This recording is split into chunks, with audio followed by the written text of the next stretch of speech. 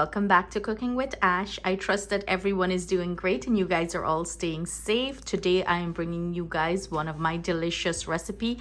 I am having a sweet tooth and I will be making my famous marble chocolate plum cake.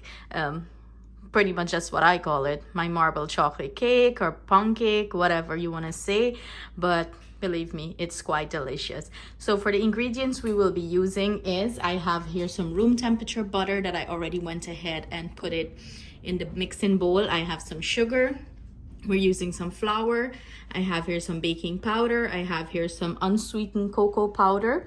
Another substitute for this, if you're in a country and you do not have unsweetened cocoa powder, you can use Milo or Ovaltine. Yes guys, it tastes just as good. I have here some room temperature milk. I'm using some mixed essence. If you do not have access to mixed essence, feel free to use some vanilla extract. And I have 4 large eggs. So let's get into the mixing process. And we're going to whip the butter and the sugar until it's light and fluffy and the color of it change. So I'm using my stand mixer. If you don't have a stand mixer, feel free to use a hand mixer. And guys, that's our pet bird Tweety making noise, letting you guys know she's here. Okay, so let's get mixing.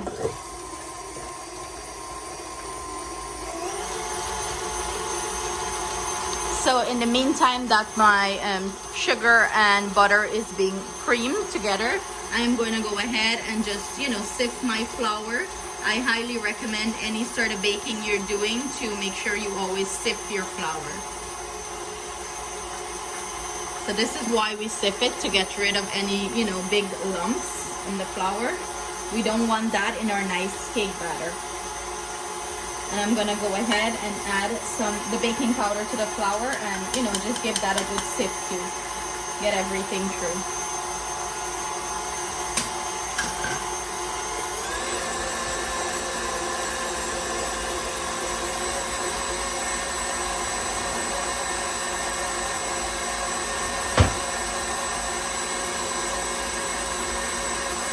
So in between mixing, I always stop my mixer and make sure to scrape the sides down. You want to get all the sugar and the butter mixed together well. So always stop it and make sure you scrape the sides down. Close it back and start whipping. So this is what our sugar and butter is looking like, guys. I want you to see how nice and fluffy that looks, and you see the color of the batter change. It's more white than yellow. So this is what you're looking for when you're whipping the sugar and butter. You're looking for like a light fluffy looks like a whipping cream, I would say. Okay, so let's zoom it out back for you guys, and I'm going to go ahead and start adding our eggs one at a time. And you want to incorporate the eggs well and then add the other one. So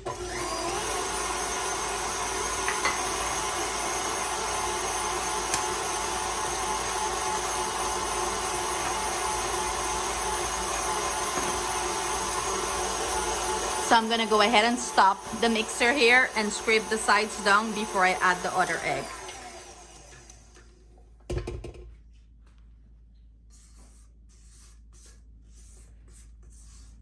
And it's very important when you're baking to make sure everything is incorporated well. The egg is mixed in nice into the batter. You want to scrape the sides down.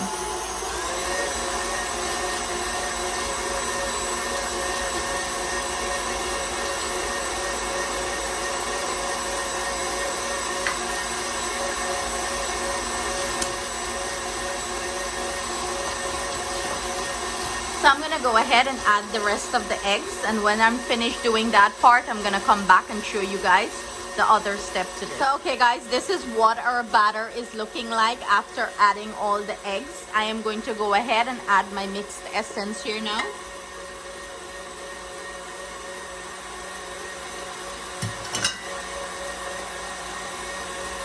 And again, I'm gonna stop the mixer and scrape the sides down. So now that our sugar or our butter or our egg and our essence is all mixed in well together, I am going to go ahead and start adding our sifted flour. I went ahead here, guys, and put on the cap so you know we don't have flour all over the place. So I'm gonna add half of the flour here and I'm going to mix that well, and then I'm gonna go in with the other half.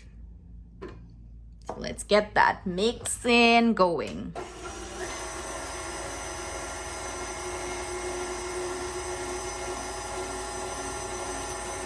And of course, I'm going to stop the mixer and I'm going to scrape the sides down before I add the second half of the flour.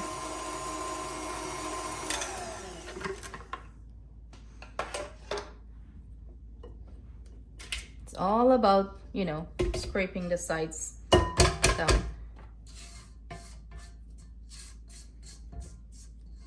We're looking for a nice, light and airy batter here.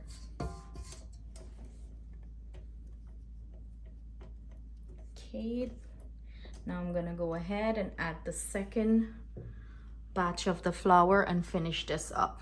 Now that I went ahead and add the second set of flour, I am going to go ahead and add our room temperature milk here now, guys.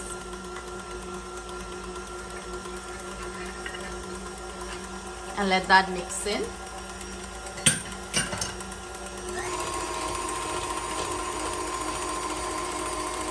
Of course, as you can see, the sides need to get scraped down and I have to go in there and scrape that down. So you see, guys, cake is all about patience and doing it correctly. So we want to get this all mixed in well. So I'm just giving it a final scrape down at the sides. Make sure everything is well mixed in, and then we're going to divide this batter and add our chocolate to half and finish this up. Give it a nice final mix and that's it.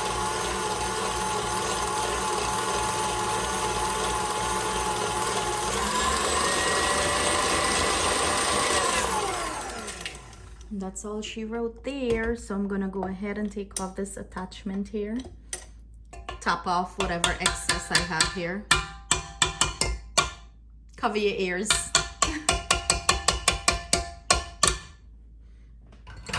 And I'm gonna go ahead and divide this batter in two. So now that I went ahead and divide our batter in two, I'm gonna go ahead and add my unsweetened cocoa powder here. And of course, I'm using, you know, a strainer here just to sift any clump or lump out. We want a nice smooth cocoa powder.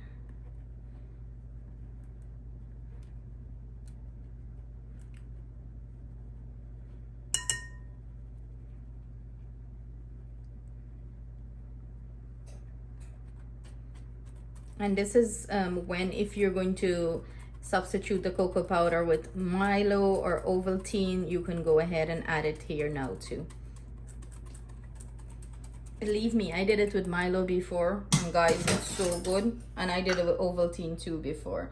So you want to mix this into the batter well.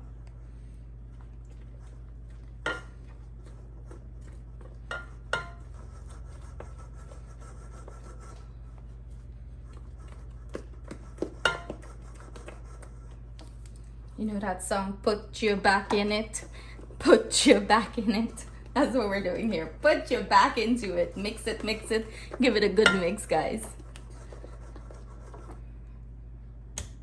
It's looking so dark here. I didn't realize. So I went ahead and preheat my oven, 320 degrees Fahrenheit. So this is pretty much good enough, guys. Everything looks mixed in nice here. So let's start the layering. So I have my pan here. I'm using a silicone pan, guys, and you can use any sort of pan. I just love the silicone pan. And you want to mix this in well. Make sure everything is mixed nice. And we're going to start off with a clump of the chocolate.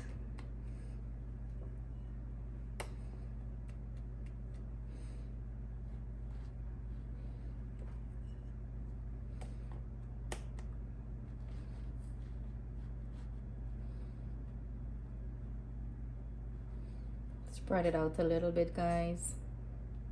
And then we're going to go in with our white part of it. You can use 2 spoons here if you want to do this.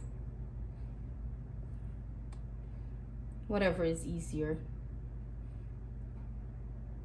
So basically we're just layering it, guys, to get that beautiful marble effect.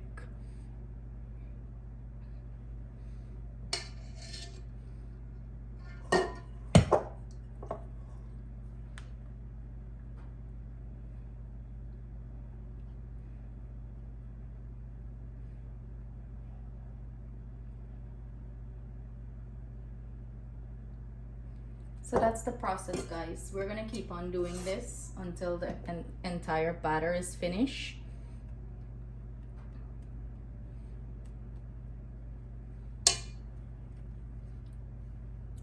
We're just layering it and it's gonna spread out into the pan. And we're just going to tap the pan a little bit to help it, you know, help the batter spread out.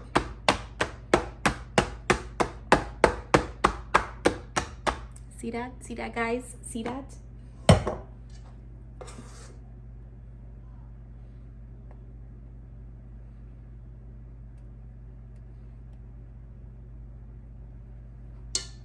So I'm gonna go ahead and finish this up, and then I'm gonna come back and show you guys what it's looking like. So guys, while I finish doing that bottom layer, the finish, I still have some batter. So what I usually do, I add it and I just spread it out.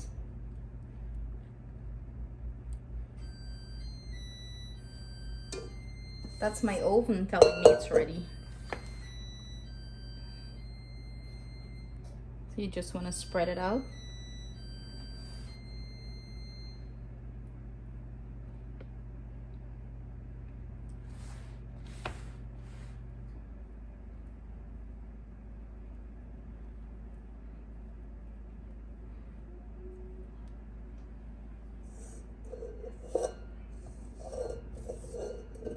And guys, you can go ahead and layer this anyhow you want to do it. This is just how I do it sometimes, you know. I like to get like a nice swirl in it.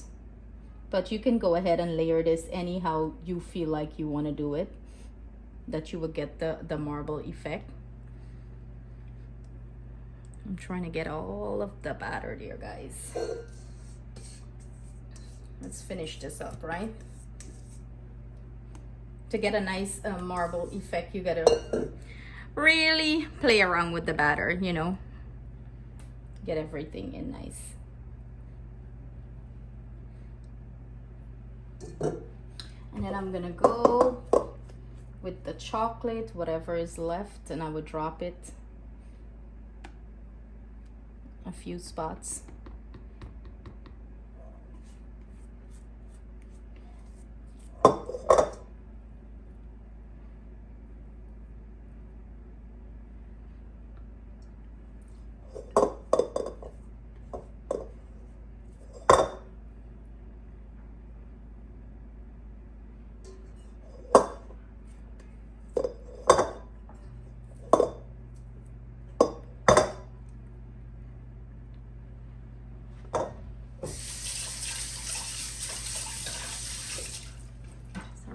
Sorry guys, bear with me. I had a wash up.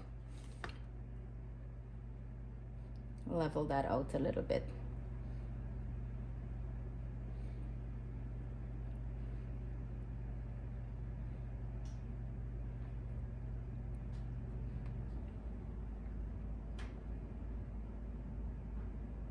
I would just like, you know, swirl it at the top like that.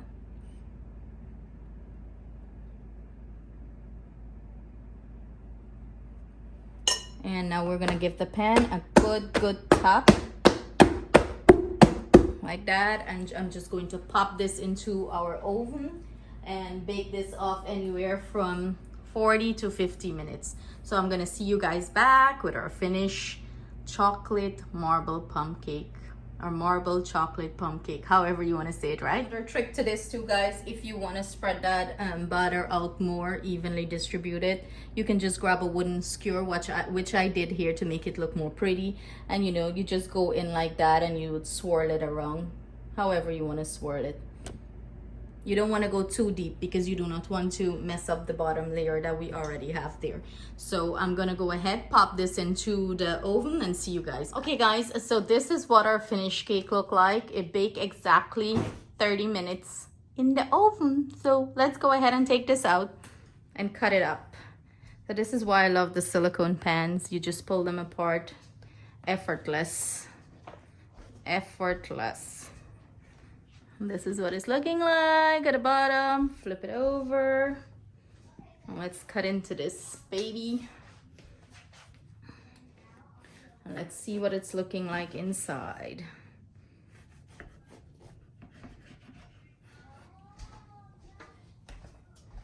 And it's looking beautiful. It has that beautiful marbling inside, guys.